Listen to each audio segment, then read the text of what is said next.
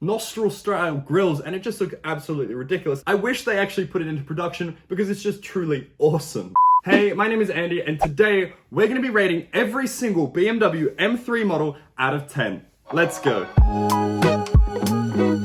Now, if you don't know what the BMW M3 is, it is BMW's high-performance version of their popular 3 Series sedan. Now, let's kick things off with the E30 generation, which ran from 1989 to 1991. This car had a 2-liter 4-cylinder engine with a 5-speed manual transmission and a dogleg transmission, which means first is down and to the side it's weird. Now, the E30 is also known for its absolutely dominant performance in motor racing. It won touring car championships in Australia, the US, and Europe, and actually here is the long list of accolades that this car has achieved. Now, in 2007, it made the list for Automobile Magazine's 5 greatest driving cars of all time. For kicking off an absolute legacy and just getting the formula right from the beginning, the E30 M3 gets an 8 out of 10. Now, next up, we've got the E36 generation, which ran from 1992 to 1996. This car is really the birth of BMW's incredible 6-cylinder, because the incredible S50 inline 6 revved to 7,000 RPM. Take a listen.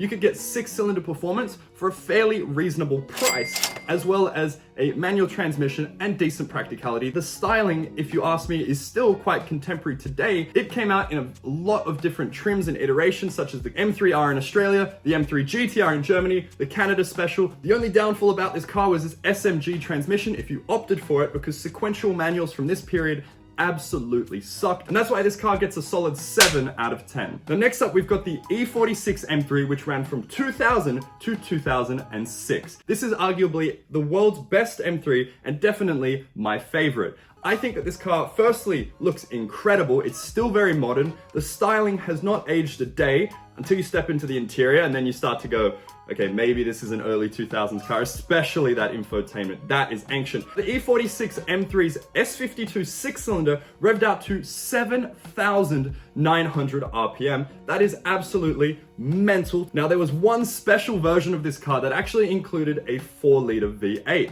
Can anyone guess what it is?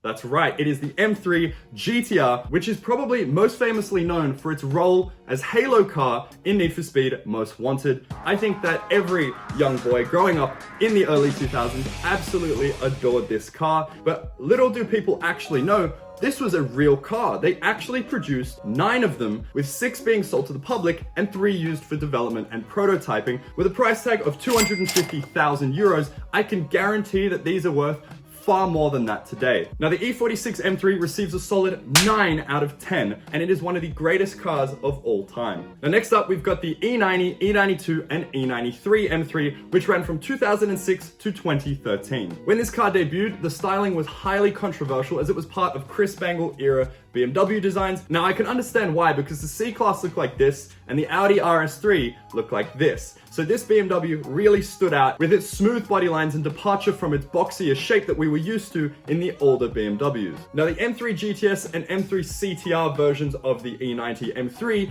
used an enlarged 4.4-liter V8 with 444 horsepower. Damn, that's a lot of 4s. Now, they even made an M3 pickup prototype, which I think is just absolutely ridiculous. I wish they actually put it into production because it's just truly awesome. The Achilles heel of this generation of M3 was its rod bearing failure, which had M3 owners replacing the rod bearings every 50 to 80,000 miles. Failure to replace rod bearings could lead to catastrophic engine explosion, but thankfully that only occurred in less than 1%. You don't want to be the one to land on that grenade, because that could land you in a few $1,000s of engine repair. This car gets a 7 out of 10, which is still a very solid score, but maybe not as high as you might have hoped. Next up, we've got the F80 generation of M3, which ran from 2014 up until 2018. This car used a 3-liter twin-turbo inline 6 and brought back the inline six to the M3, where it remains to this day. I think that the F80 generation of M3 was quite understated. In my mind, it kind of flew under the radar a little bit, had incredible performance, and actually had more performance than its outgoing V8 brother, but the F80 generation of M3 doesn't really feel that noteworthy. It was available as a four-door only, as the coupe shape got rebranded as the BMW M4. This generation of M3 was available with a 6-speed manual transmission. Shout out to BMW for keeping the manuals alive, or a 7-speed double clutch transmission, and both of them were rather good, although the launch control in this generation of M3 absolutely sucked. There's a slight delay when you release the brake on launch control, so the arms go down, you release the brake, and it takes like a split second, and then the system engages and the car takes off, and obviously it spins its wheels a bit because you have to have traction control off. Overall, the F80 generation of M3 only scores a 6 out of 10 due to only being available as a four-door. I much prefer the new M4s because of that exact reason. Last but not least, we've got the current generation of M3, which is the G80. This generation of M3 is available with BMW's xDrive system for the first time, and also features a manual transmission if you choose it, which is incredible that a manufacturer such as BMW still produces manual transmission cars in 2021, and I think that that's awesome. Well, let's address the elephant in the room. This car has an absolutely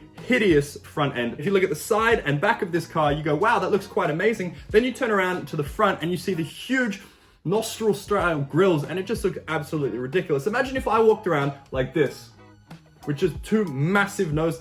It's just shit. In Australia and Europe, you have to have a license plate on the front, unlike in the States, and the license plate is smack bang in the middle of that massive grille. It does not look good, and unfortunately, this car gets a 5 out of 10. Anyway, do you agree with my ratings? Let me know in the comments below, and also let me know which generation of M3 is your favorite. And if you enjoyed today's video, be sure to smash the like button and subscribe, and I'll see you guys in the next video.